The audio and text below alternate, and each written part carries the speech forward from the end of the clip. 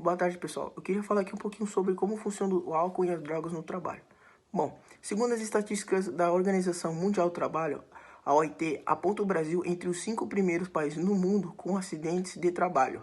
São em média 500 mil por ano e 4 mil deles resultam em mortes. Os setores mais afetados são a construção civil, indústrias metal-mecânica, eletroeletrônica, imobiliárias e madeireiras. Segundo cálculos do Banco Interamericano de Desenvolvimento, o BID, o Brasil perde por ano 19 bilhões de dólares por acidentes e enfermidades causadas pelo uso do álcool e outras drogas. Dados levantados pela OIT indicam que 20 a 25% dos acidentes de trabalho no mundo envolvem pessoas intoxicadas que se machucam a si mesmas. Sinais comuns e frequentes em pessoas envolvidas com álcool e outras drogas de todas as idades, classes econômicas e esferas sociais. Queda de produtividade, acidente de trabalho, faltas frequentes e relações familiares e sociais com problemas. Bom, é apenas isso que eu queria falar aqui sobre o álcool e as drogas no trabalho e como isso pode te atrapalhar. Obrigado.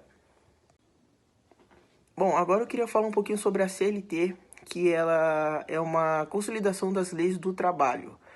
Ela começou lá em 1942, dia 1º de maio, no Decreto-Lei número 5.452, feita pelo presidente naquela época, Getúlio Vargas, unificando toda a legislação trabalhista existente no Brasil. Seu principal objetivo é a regulamentação de relações individuais e coletivas do trabalho, nela previstas. A CLT é o resultado de 3 anos de trabalho, desde o início do Estado Novo até 1943. Os seus principais assuntos são registro do trabalhador, jornada de trabalho, período de descanso, férias, medicina do trabalho, categorias especiais dos trabalhadores, proteção do trabalho da mulher, contratos individuais da mulher, organização sindical, convenções coletivas, fiscalização, justiça do trabalho e processo trabalhista. Bom, é basicamente isso, resumidamente, a CLT e o que ela propõe para nós. Muito obrigado. Fala Soro, fala gurizada. Primeiramente, uma boa tarde para vocês. Estou aqui para falar referente ao segundo trabalho, que é sobre o vídeo, e eu vou falar sobre direitos e deveres do trabalhador. Vou começar falando sobre os deveres. Qualquer trabalhador deve cumprir sua função e se empenhar ao máximo ao serviço. Agora eu vou fazer uma listagem dos principais deveres, que é cumprir e acatar todas as ordens de serviço, ser pontual, não chegar atrasado, não faltar. Tem que fazer também exames regularmente para ver como está a saúde, se está tudo bem. Usar medidas de proteção, respeitar e ser educado com todo mundo, dos colegas, chefes em geral. Manter o ambiente, isso é bem importante, manter o ambiente sempre limpo e organizado. E utilizar o EPIs, né, que a gente já aprendeu na aula, que é equipamento de proteção individual. Agora vamos para os direitos.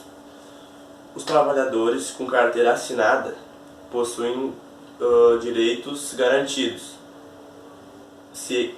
garantidos pelo CLT, que é consolidação das leis do trabalho, e as principais são carteira de trabalho, hora extra, 13º salário, férias remuneradas, FGTS, seguro-desemprego e, por último, abono salarial. Foi isso. Valeu! Olá galera, eu vou falar um pouco sobre o contrato individual de trabalho. Vamos começar pelo conceito. Contrato individual é um acordo tácito ou expresso verbal ou escrito por prazo determinado ou indeterminado, ou para a prestação do trabalho intermitente que corresponde a uma relação de emprego que pode ser objeto de livre estipulação do interessado em todo quanto não contravenha as disposições de proteção do trabalho. Vamos para alguns elementos. Primeira pauta: agente capaz. É aquele que, às vezes, não sendo o titular da competência, está no exercício dela, ou seja, aquele que a pessoa possui para adquirir o direito e contrair obrigações por conta própria, sem a necessidade de haver representação legal.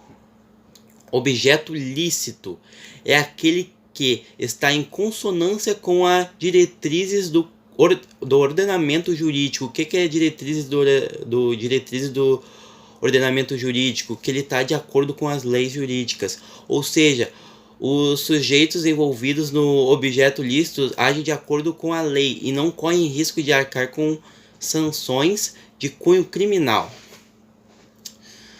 Formas prescritas ou não defesa. Forma prescrita ou não defesa em lei é uma das características de validação do negócio jurídico. Isso quer dizer que, para que um negócio jurídico tenha validade, ele deve seguir a forma que exige na lei, se for o caso, ou livremente abordado se a lei não trouxer nenhuma determinação a respeito. Piso salarial. O menor piso salarial pago a um empregador dentro de uma determinada categoria profissional, essa é formada por trabalhadores de diversas funções em um mesmo setor, atividade econômica. Como é estabelecido o piso salarial do trabalhador? É estabelecido através de um acordo coletivo de trabalho discutido e decidido em negociação entre o patrão e o trabalhador, e que deve ser realizado numa data base da categoria, que seria a data base da categoria, uma data definida para ajuste de salário. É importante lembrar que o piso salarial de uma função pode sofrer alterações nos valores dependendo de onde você mora, da cidade que você vive, e também de uma empresa para outra é diferente. Salário maternidade, gente, é um benefício previdenciário de vida assegurada obrigatório cujo escopo é a proteção à mulher que, diante do parto, da necessidade de sua recuperação física e psicológica após tal evento, além dos cuidados iniciais com seu filho, a amamentação, por exemplo, fica sem condições de exercer suas atividades habituais e de se manter e manter a criança. É, portanto, uma proteção a ambos, seja no caso do parto, adoção ou guarda judicial. O que é essa salário maternidade, gente? Nada mais é do que um benefício por um período de 120 dias em razão do parto ou adoção de uma criança até 1 ano de idade. Salário família. Salário família é uma ajuda financeira do governo a trabalhadores empregados e também domésticos para sustentar seus filhos. Benefício varia de acordo com o número de filhos ou dependentes que o trabalhador tiver, ou seja, quanto mais filhos dentro dos quesitos, maior o valor do benefício total. Quem pode receber o salário família, gente? Para uma família receber ou não um benefício, ela deve ser avaliada quanto à idade, invalidez, aposentadoria, se tem um aposentado na família, e a renda mensal. Licença paternidade. É um direito constitucional garantido aos homens trabalhadores para que estes possam estar livres do trabalho e acompanhar os primeiros dias de vida do seu filho. Que é bem simples. Fundo de garantia por tempo de serviço, o famoso FGTS, foi criado com o objetivo de proteger o trabalhador demitido sem justa causa, mediante a abertura de uma conta vinculada ao contrato de trabalho. Gente, isso é muito importante. Se você for demitido sem justa causa, se você for demitido sem justa causa, você vai receber o benefício. Agora, se for por justa causa, você não receberá esse benefício, que é o que o professor explica, que isso pode ser evitado, né? Você não receber esse benefício se tu se comportar bem e for um profissional bem capacitado e não cometer um erro, né? No início de cada mês, os empregadores depositam em contas abertas na Caixa em nome dos empregados o valor correspondente a 8% do salário de cada funcionário. Isso é bem legal, né?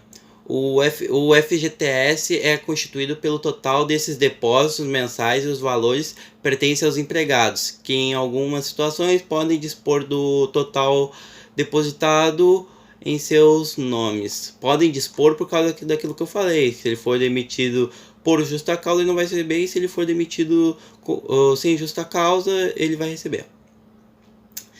Quem tem o direito? Todos os trabalhadores regidos pela CLT que firmaram um contrato de trabalho a partir do dia 5/10/1988, gente. Então essa foi a minha parte, valeu.